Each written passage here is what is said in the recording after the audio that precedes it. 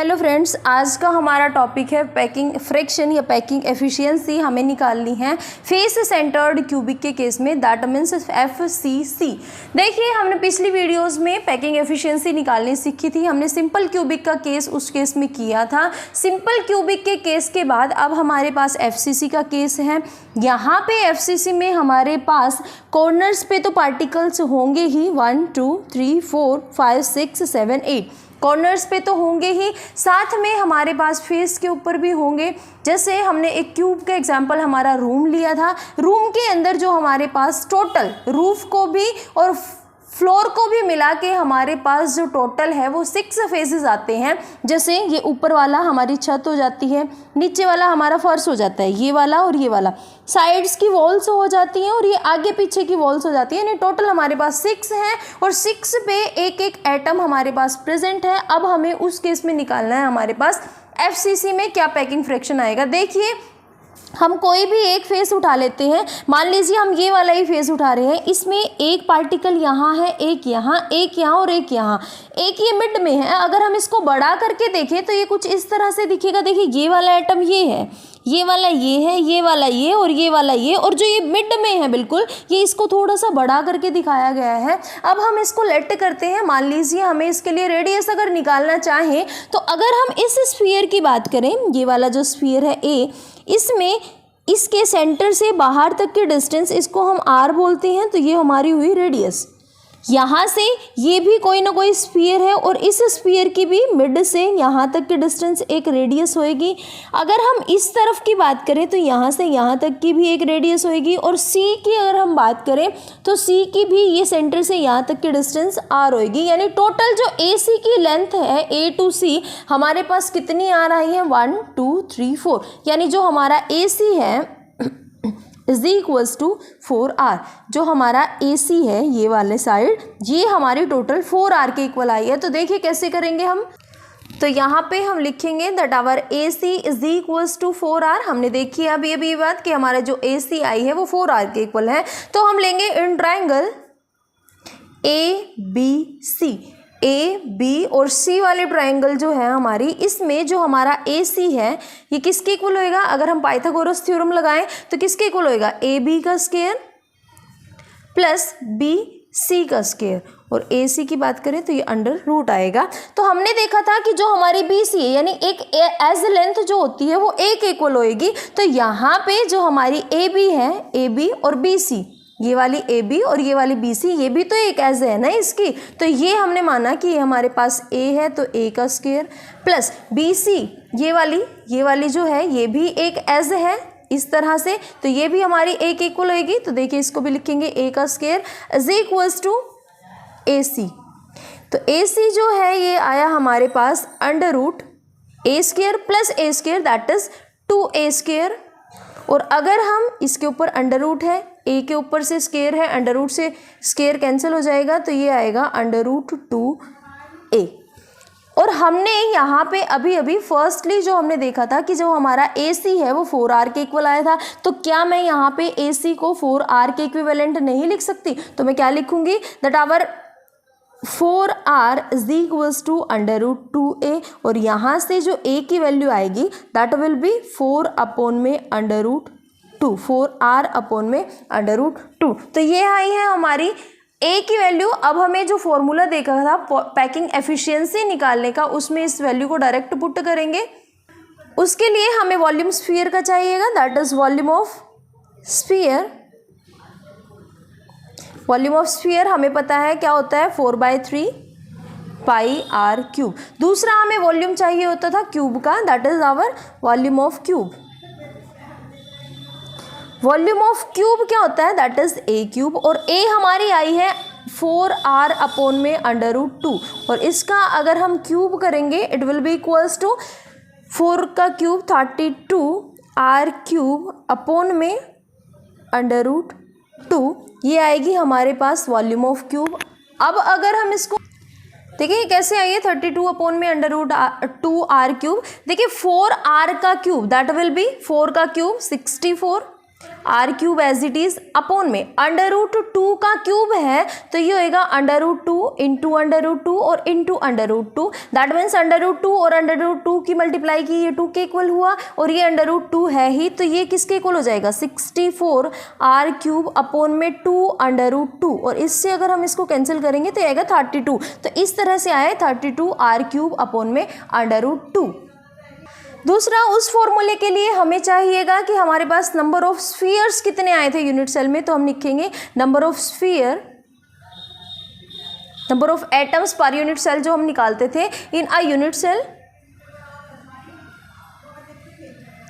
देखिए कॉर्नर्स पे जो पार्टिसिपेशन होता है एक एटम का वो 1/8 होता है, हम इसको निकाल चुके हैं। टोटल कॉर्नर हमारे पास 8 है, प्लस हमारे पास जो टोटल फेजेस हैं वो 6 हैं और 6 के ऊपर एक एक करके पार्टिकल प्रेजेंट है और उसका जो कंट्रीब्यूशन था वो 1/2 था, यानी टोटल हमारे पास आया था ये 1 + 3 दैट इज इक्वल्स टू 4। अब हम देखते हैं जो हमारा पैकिंग एफिशिएंसी का फॉर्मूला होता था वो क्या होता था।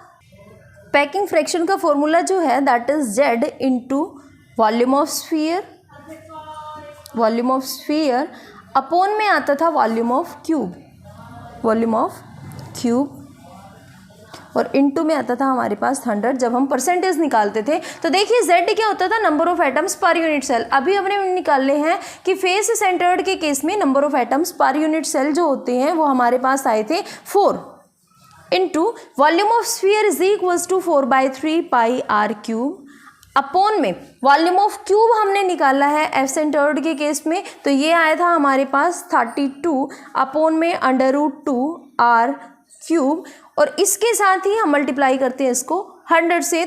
4 4 जा 16 पाई आर क्यूब अपॉन में ये 3 एज इट इज इंटू में 100 अपॉन में 32 अंडर रूट 2 आर क्यूब से R cube cancel, it will be equals to 16 upon में 3 पाई इनटू में आएगा ये वाला अंडर रूट 2 ऊपर की तरफ जाएगा और ये 32 नीचे रह जाएगा। तो ये क्या हो जाएगा हमारे पास 16 2 जा 32 is equals to pi under root 2 upon में आएगा 6, that will be under root 2 pi upon में 6, और अंडर रूट 2 की वैल्यू जो होती है दैट इज इक्वल्स टू, देखिए अंडर रूट 2 जो होता है ये होता है हमारे 0.414। कैसे आएगी ये वैल्यू, it will be equals to approximately 0.74%। तो परसेंट निकालने के लिए हम क्या करेंगे, इसको 0 इसका पॉइंट हटा देंगे, दैट विल बी 74 अपॉन में 100 इंटू में जो ये 100 था हमारा स्टार्टिंग से ही 100 से 100 cancel, that will be equals to 74%। तो इस केस में हम FCC के केस में जो हमारी पैकिंग फ्रैक्शन आता है दैट इज इक्वल्स टू 74%। अभी नेक्स्ट है हमारा packing fraction for body centred cubic that means BCC। अब इसमें हमारे पास क्या होगा कि जो कॉन्स्टिट्यूएंट पार्टिकल्स हैं वो कॉर्नर्स पे तो प्रेजेंट होंगे ही, यानी रूम्स के हर एक कॉर्नर पे तो प्रेजेंट होंगे ही, साथ में इन्होंने बोला है body centred cubic that means पूरे रूम के या पूरे क्यूब के बीच में भी एक एटम प्रेजेंट होगा और उसको हम कुछ ऐसे दिखाएंगे, ये पूरा बड़ा एटम क्योंकि इसका पूरा कॉन्ट्रीब्यूशन होता है रूम के अंदर, तो ये एटम कुछ इस तरह से अब हम इनकी लाइंस को मिलाएंगे पैकिंग एफिशिएंसी क्योंकि हमें निकालनी है। तो देखिए हम इसको कैसे करते हैं, ये लाइन हमने इसको इसके साथ मिलाई है ताकि हम रेडियस निकाल पाएँ इसकी, और इस लाइन को हम इसके साथ टच करेंगे और इसको लेट करेंगे कोई एक ट्राइंगल, ये ऐसे हमने मिलाया है इसको। मान लीजिए ये हमारे पास A कॉर्नर है, ये हमारे पास B है, ये हमारे पास C है और ये हमारे पास है D। देखिए अगर हम सेंटर की बात करते हैं, ये इसके थोड़ा सा मिड में जाएगा लाइन थोड़ी सी, ये स्फीयर थोड़ा सा और स्फेरिकल होएगा, ये इसके मिड में जाएगा। देखिए इसको हम जैसे हमने क्लोजेस्ट करके लास्ट केसेस में हमने इसको क्लोजेस्ट करके दिखाया, इसमें शायद से ये पॉसिबल नहीं हो पाएगा इस तरह से। तो देखिए ये कैसे होएगा हमारे पास, अगर हम डायरेक्ट AD निकालना चाहें तो इस तरह से तो पॉसिबल नहीं है। इसके लिए हमें सबसे पहले AC पता होनी चाहिएगी, DC पता होनी चाहिएगी, लेकिन AC कब आएगी, जब हम ट्राइंगल ABC लेट करके इसकी कोई साइड निकाल लेंगे, यानी AC साइड हमारी जो आएगी ये ABC ट्राइंगल से पहले आएगी, उसके बाद हम डायरेक्ट इस ट्राइंगल में इसकी वैल्यू को पुट करेंगे। देखिए कैसे करेंगे हम ये चीज़, हमने देखा है अगेन जो हमारे पास 4 स्फीयर्स का केस था जो हमने लास्ट टाइम किया था। देखिए थोड़ा सा रफली देखते हैं। मान लीजिए ए वाला स्फीयर ये ऐसे है, ये जो है ये स्फीयर ऐसे है, और ये डी वाला स्फीयर ऐसे है। अगर हमने ये लाइन इसके अंदर से ऐसे पास की है तो ये लाइन यहाँ से लेके यहाँ तक गई है। फिर से अगर हम रेडियस की बात करें तो यहाँ से यहाँ तक की ये डिस्टेंस ए आर हुई, ये इसका सेंटर है, यहाँ से यहाँ तक की डिस्टेंस अगेन आर हुई, ये वाली अगेन आर और ये वाली अगेन आर। दैट मीन्स कि ये जो हमारी ए डी आई है यहाँ से यहाँ तक की जो डिस्टेंस है, फिर से ये हमारी ए डी 4R के इक्वल हो जाएगी। तो हम पहले करते हैं इन ट्राइंगल ए बी सी। तो देखिए हमारे पास ए बी सी ट्राइंगल के अंदर क्या आएगा, in triangle A B C, A B C, A B C. तो ए बी सी ट्राइंगल के अंदर जो हमारी ए सी है ये किसके इक्वल हो जाएगा, अंडर रूट ए बी का square, that is this A B का स्क्वायर, प्लस ये इक्वल टू हो जाएगा बी सी का स्क्वायर, प्लस में बी सी का स्क्वायर। और हमें पता है कि कोई भी अगर हम क्यूब ले रहे हैं, हमने स्टार्टिंग से ही ये कंडीशन लेट करके चले थे कि इसकी जो एज लेंथ होती है, यानी ये बी सी, ये इसकी ए बी, ये ए के इक्वल होती है। तो हम यहाँ पे वैल्यूज़ पुट करेंगे, लिख भी लेते हैं हम ये चीज़ कि जो हमारी एज लेंथ है ये वाली, कोई भी एज हो सकती है, ये सारी की सारी हमारी ए के इक्वल है, कोई भी एज उसकी। तो ये हमारी जो ए बी हुई ये वाली, ये ए का स्क्वायर, प्लस में ये बी सी, ये वाली एज, ये भी ए का square, is equals to A C. तो जो हमारी ए सी आई है it will be equals to under root 2a। अब क्योंकि हमने ए सी को फाइंड कर लिया है तो अब हम ट्राइंगल लगाएंगे ए सी डी।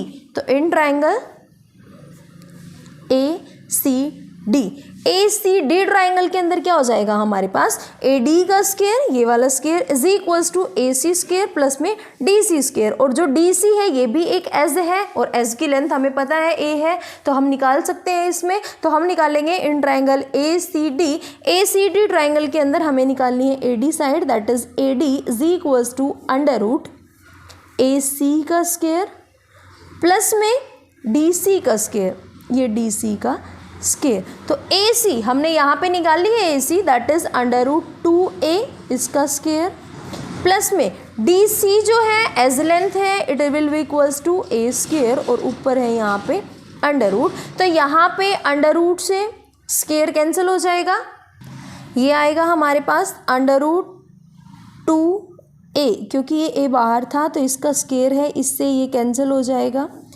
प्लस में ए स्क्वायर है तो ये किसके इक्वल हो जाएगा 2a स्क्वायर, क्योंकि a के ऊपर तो अंडर रूट था ही नहीं ना, तो ये कैसे कैंसिल होएगा 2a स्क्वायर प्लस जो अंडर रूट गया है ये एक 2 के ऊपर से गया है 2 का स्क्वायर, और ये है under the root, that will be equals to 2a square plus a square is equals to 3a square, और इसके ऊपर है हमारे पास अंडर रूट, इससे ये कैंसिल हो जाएगा तो it will be equals to under root 3a square. यानी जो हमारी ए डी आई है ये किसके इक्वल आई है अंडर रूट 3a स्क्वायर। और हमने इसकी रेडियस के अगर आर का और ए के रिलेशन के अकॉर्डिंग, क्योंकि हमें फॉर्मूले में पुट करनी है तो हमें इसकी जो वैल्यू होगी वो आर की फॉर्म में चाहिएगी। तो हम यहाँ से हमने निकाला था कि जो हमारी ए डी आई थी ये 4r के इक्वल थी, तो हम यहाँ पे पुट करते हैं A D is equals to 4r, तो 4r is equals to under root 3a square. और यहाँ से अगर हम a की वैल्यू निकालें तो a किसके इक्वल हो जाएगा, a स्क्वायर है क्योंकि ये,